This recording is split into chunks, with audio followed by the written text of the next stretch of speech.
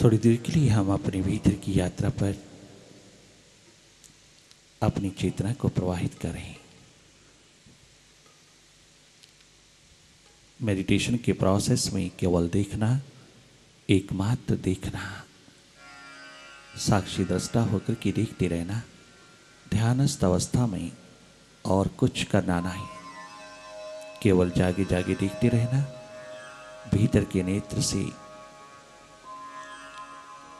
तुम निरंतर भीतर की गति को देखते रहना। मेडिटेशन तुझको मन से डिटैच करके, मन से हटा करके मालकियत के दौर में उतार देती है। मेडिटेशन ही एकमात्र तुझको भीतर का मालिक बनाने में पूर्णतः सार्थक है। यही एकमात्र आर्ट ऑफ लिविंग है।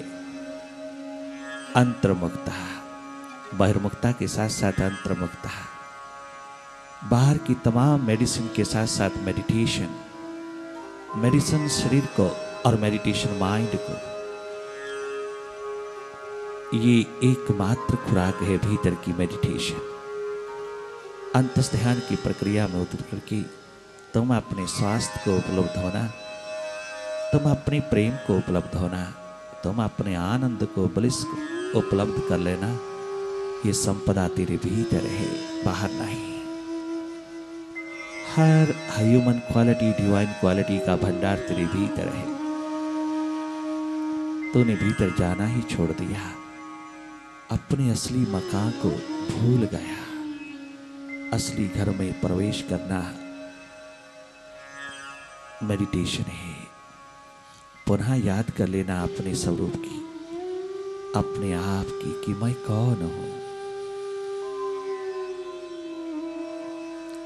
इतनी सी समृद्धि तुझको जीवन की तमाम संपदाओं से भर देती है, जीवन के शिखर दे देती है, मृत्यु से स्वतंत्र कर देती है, तमाम दुख सुख की दुनिया से तुझे आजाद कर देती है। बाहर की दोनों पलकें मूंदते ही भीतर जो दिखाई दे रहा है उसको देखते रहना। वह सहज अवस्था में देखना, सहजता पूर्वक देखना, कहीं कोई प्रेशर ना पड़े। तुम केवल जागे रहना भीतर की ओर। स्वतः दिख रहा है तेरे भीतर का नेत्र, शिव नेत्र, जो तू स्वयं है। तुम भीतर की ओर बने रहना और जो भी तुम्हारे सामने उतरे, सामने घटित हो, उसको देखते रहना।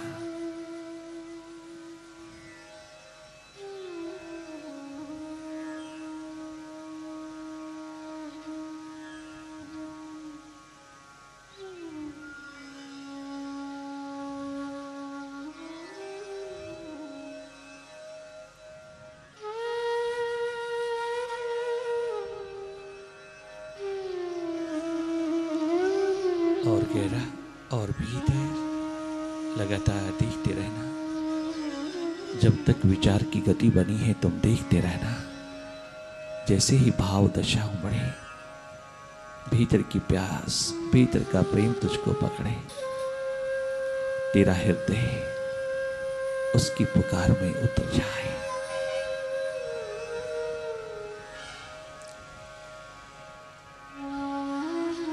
उमड़ती हुई प्यास दर्द बनकर के उठे तो उसी में डूब जाना।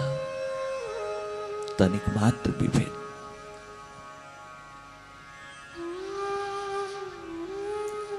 डुबकी लगाने में कमी ना छोड़ना, डूबते चले जाना उसमें।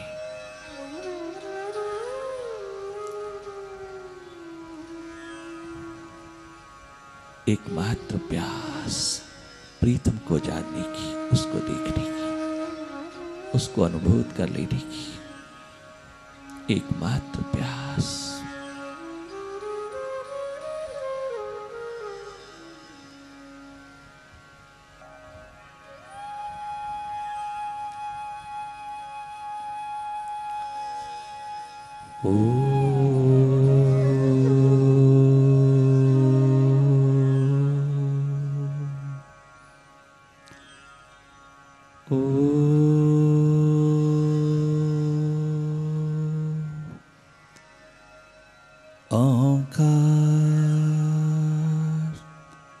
गुरुवे नमः। ओम गुरुवे नमः। बन के मेरा हम कदम तो साथ चल, तो साथ चल, तो साथ।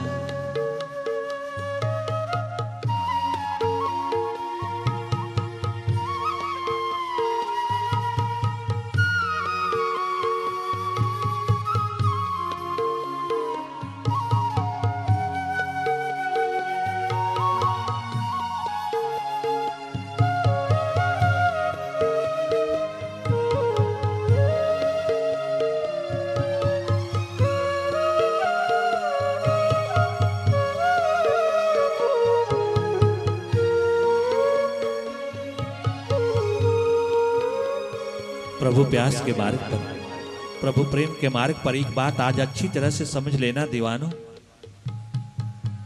भीतर के मस्त मतवाले परवानों, उस प्रभु की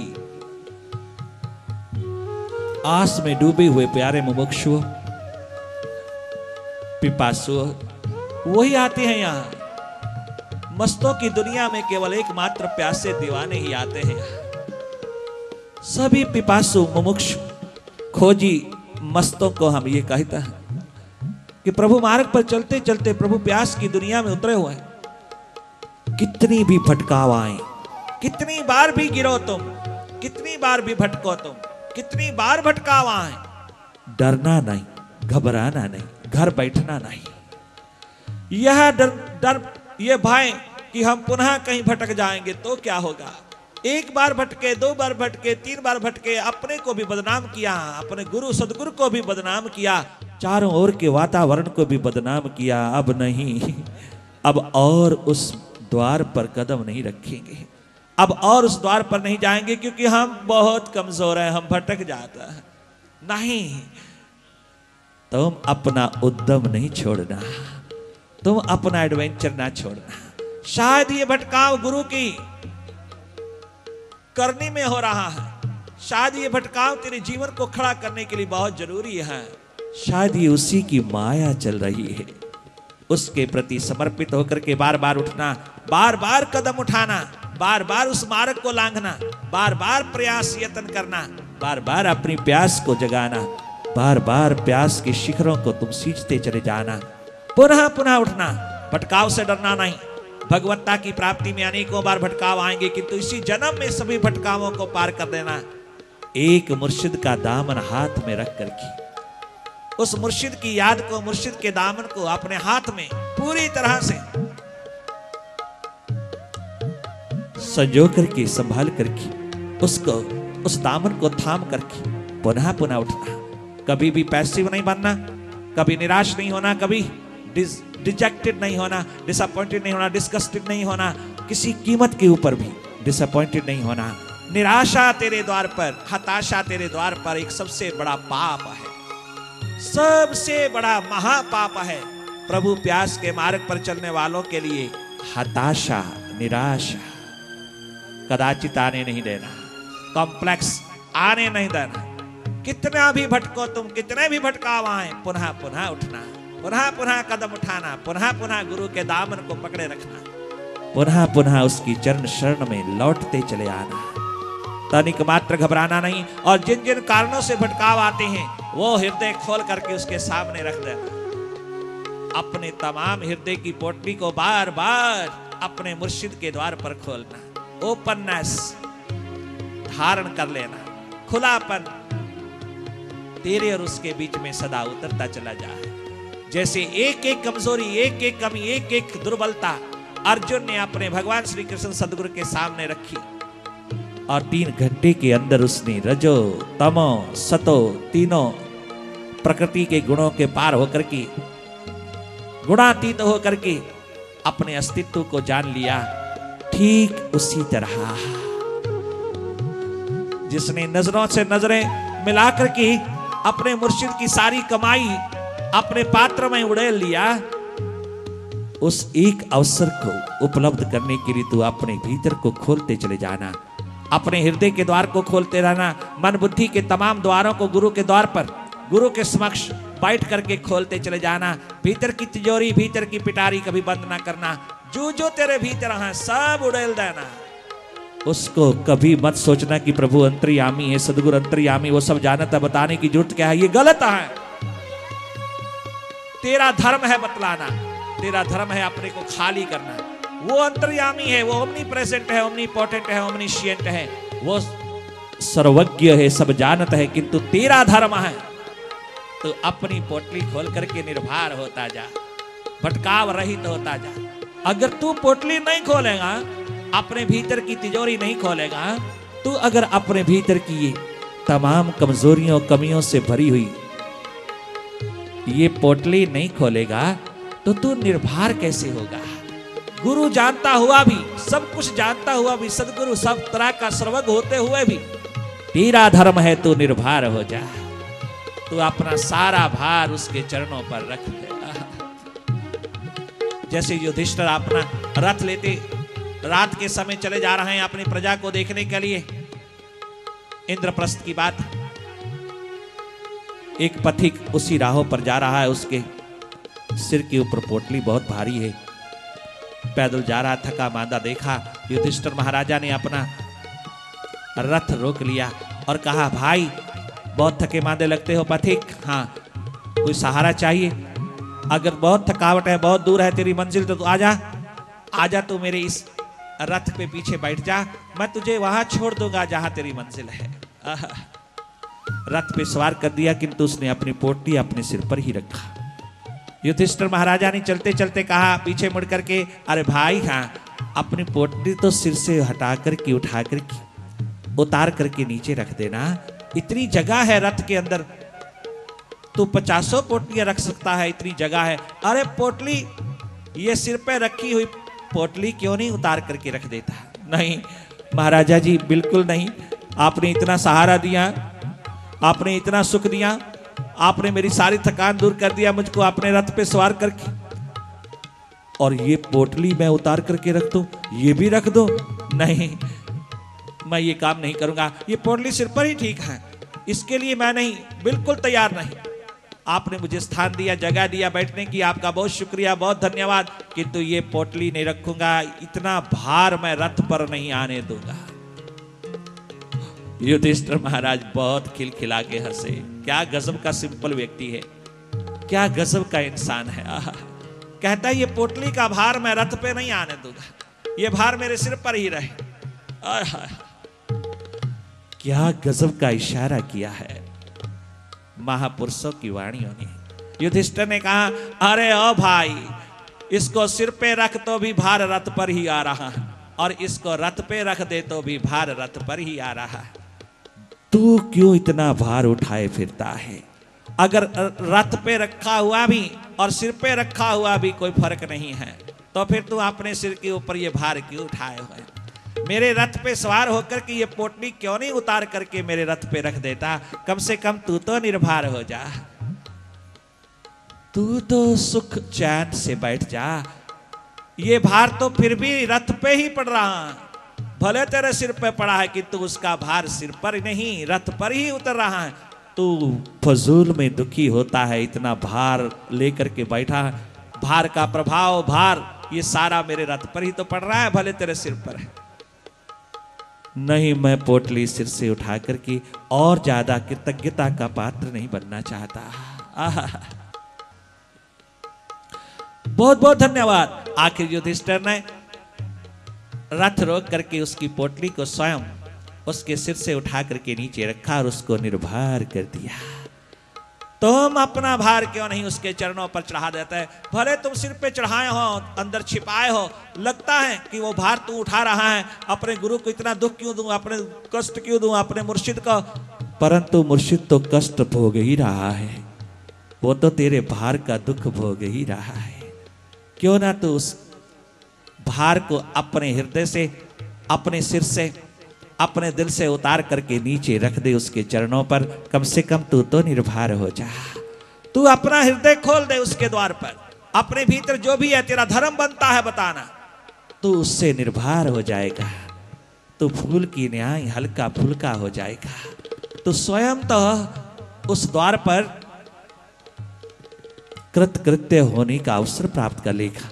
तो स्वयं इन राहों पर चलने के योग्य बनता चला जाएगा। और अगर तूने भीतर ही दबाए रखा, भीतर छिपाए रखा, भीतर ही पोटली रखा अपने दिल में, नहीं पिटारी खोल करके तूने बताया, भले तेरा गुरु कितना सर्वज्ञ है, कितना जानता है, कण कण की जानत है, रग रग की जानत है, कितना भी वो सर्वज्ञ है, ओमनी प्रेजेंट है, ओमनीपोटेंट है, ओमनीशिएंट है, परंतु तेरा धर्म है अपना हृदय खोल देना। तू अपनी ओर से निर्भर हो जा, फिर वो कर्म जैसा मर्जी कमाए उसके हवाले होके जी ले। ये प्यास की एक महान धारा समर्पण का रूप बनती है जब, तो फिर सत्य का दीप जलने में तनिक मात्र देर नहीं लगती। प्रोफेसर उस भार को उतार नहीं पाया था। वो असंग नाम का प्रोफेसर उस भार को जैसे ही उतारता है अपनी नजरों में करुणा का रूप लेकर के, उसी वक्त सदगुरु प्रकट हो जाता है उस भार को संभालने के लिए। बहुत सुंदर कहा उस असंग नाम के महान साधक ने, जो एक नंबर के संत हो गए, जो स्पिरिचुअल मास्टर हो गए गुरु कृपा से।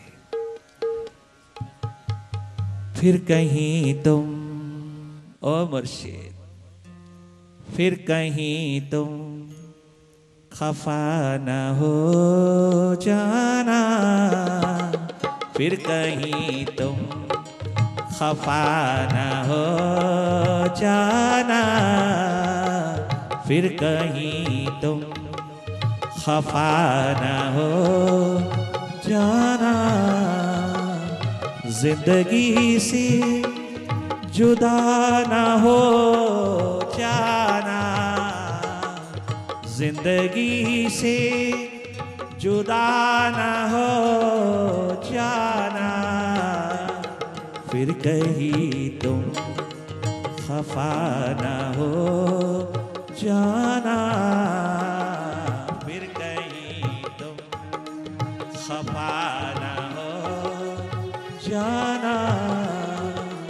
जिंदगी से जुदा न हो जाना, जिंदगी से जुदा न हो जाना, फिर कहीं तुम खफा न हो जाना, फिर कहीं तुम खफा न हो जाना, फिर कहीं तुम।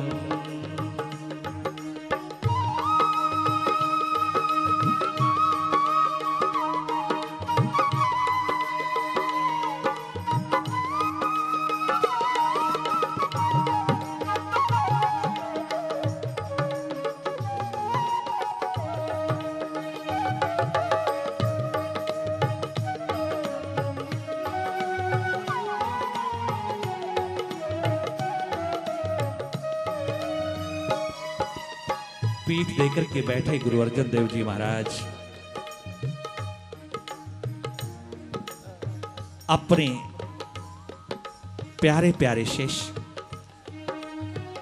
भाई मंच के भीतर कण मात्र भी अहंकार, अभिमान, त्याग का, प्रेम का, समर्पण का न रह जाए, दरबार में उसके आते ही उसको पीठ दे दिया। मिटे हुए शिष्य, मिटे हुए सिख को, शिष्य को तनिक मात्र भी आंख उठा करके देखने को राजी नहीं है। मुर्शिद कितना कठोर है, किंतु भीतर कितना करुणाजनक है, कितना दया का स्वरूप है। तनिक मात्र भी नजर उठ जाए उसकी और मैं उसकी शाबाश गा बैठूं। मुर्शिद जागे पुरुष गुरु अर्जन देव जी ने ऐसा करने की तनिक मात्र भी कोशिश नहीं किया। पीठ दे दिया, पीठ दे दिया इतने महान मिटे हुए त्यागी प्रेमी भक्त दीवाने के प्रति।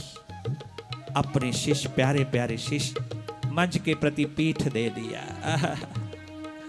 किंतु वाहरे वहां शिष्य हो तो भाई मंझ जैसा, सिख हो तो भाई मंझ जैसा,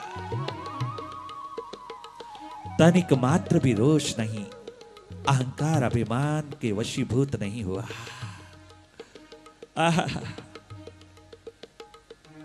बहुत सुंदर आवाज उठाता है भाई मंच, गुरुदेव हाँ तेरी रजा पूर्ण हो, तेरी मर्जी पूर्ण हो, जिसमें तेरी रजा उसी में हम राजी। तू मुखार दिखा ना दिखा, तो दर्शन दे ना दे, पीठ कर दे चाहे मुख दिखा दे, चाहे मुखार विंद की और चाहे पीठ की और कहीं खड़ा कर दे, हम तो तेरे हैं और तेरे ही रहेंगे। रोम रोम प्यास से भर गया, दर्द से भर गया, पीड़ा से भर गया, किंतु कोई शिकवा नहीं, कोई शिकायत नहीं। एकमात्र उसके भीतर की अग्नि यही पुकार उठी भाई मंच की, गुरुवर तेरे द्वार आकर के क्या देखा। बाहर देती है पहरा तुम्हारे आंगन में, सितारे टूट के गिरते हैं तेरे दामन में, सितारे टूट के गिरते हैं तेरे दामन में, बचाना नजर को गुरुवर, बचाना दिल को कहीं और फिदा ना हो जाना, जिंदगी से अलग ना हो जाना, जिंदगी से जुदा ना हो जाना, फिर कहीं तुम खफा ना हो जाना, फिर कहीं तुम खफा ना हो जाना, फिर कहीं